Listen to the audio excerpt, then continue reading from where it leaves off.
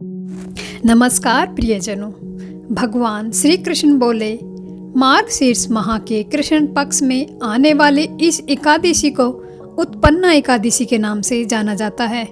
यह व्रत शंखो द्वार तीर्थ में स्नान करके भगवान के दर्शन करने से जो फल प्राप्त होता है उसके बराबर पुण्य मिलता है।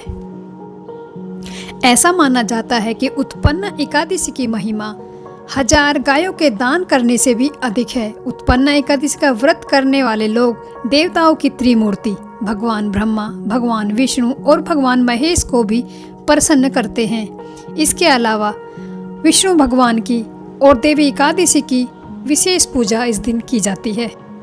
तो आइए सुनते हैं उत्पन्ना एकादशी व्रत कथा। युधिष्ठिर कहने लगे कि हे भगवान, आपने हजारों यज्ञ और लाख गोदान को भी एकादशी व्रत के बराबर नहीं माना, सो यह तिथि सब तिथियों में उत्तम कैसे हुई, जरा हमें बताइए। भगवान कहने लगे, हे युधिष्ठिर, सतयुग में मूर नाम का एक दैत्य उत्पन्न हुआ। वह बड़ा बलवान और भयानक था। उस प्रचंड दैत्य ने इंद्र, आदित्य, वसु, वायु, अग्नि आदि सभी देवताओं को पराजित करके भगा दिया।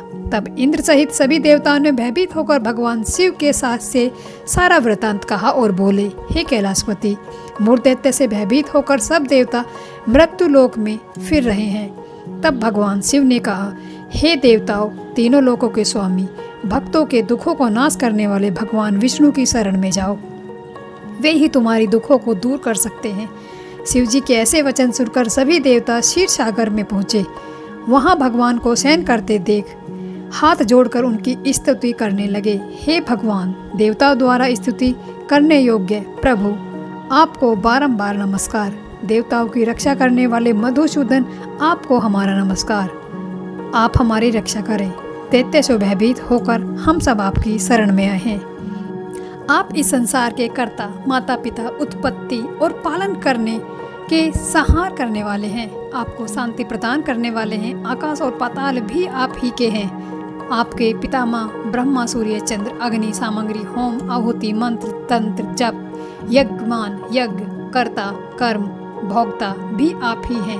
आप सर्वव्यापक हैं। आपके सिवा तीनों लोकों में चर और अचर कुछ भी नहीं है। हे भगवान, दैत्य ने हमको जीतकर स्वर्ग से भ्रष्ट कर दिया है और हम सब देवता इधर उधर भागे भागे फिर रहे हैं। आप उन दैत्य से हम सब की रक्षा करें। इंद्र के ऐसे वचन सुनकर भगवान विष्णु कहने लगे कि हे इंद्र, ऐसी मायावती दैत्य कौन है जिसने सब देवताओं को जीत लिया? उनका नाम हमें बताइए। उनमें कितना बल है और किसके आश्रय में है तथा उनका स्थान कहाँ है, यह सब आप हमसे कहें। भगवान के ऐसे वचन सुनकर इंद्र बोले, भगवान, प्राचीन समय में एक नाड़ी जंग नाम के राक्षस था। उसके महापराक्रमी और लोक विख्यात मूर नाम का एक पुत्र हुआ। उनकी चंद्रावती नाम की एक नगरी है। उसी ने सब देवताओं को स्वर्ग से निकालकर वहां अपना अधिकार जमा लिया है। उसने इंद्र, अग्नि, वरुण, यम, वायु, ईश, चंद्रमा, नेत्रिषु आदि सबके स्थान पर अधिकार कर लिया है।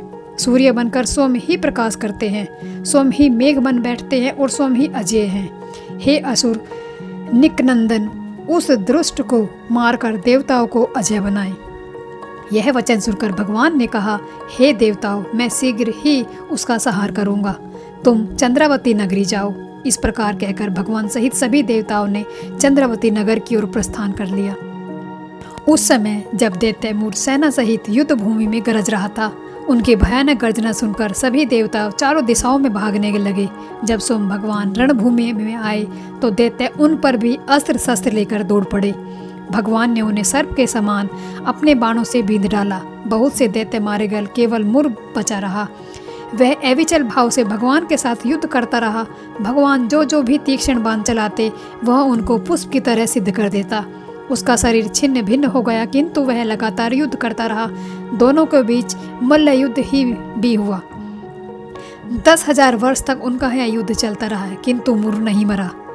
थक कर भगवान बंद्रिकारमम चले गए। वहाँ हेमवती नामक सुंदरी गुफा थी।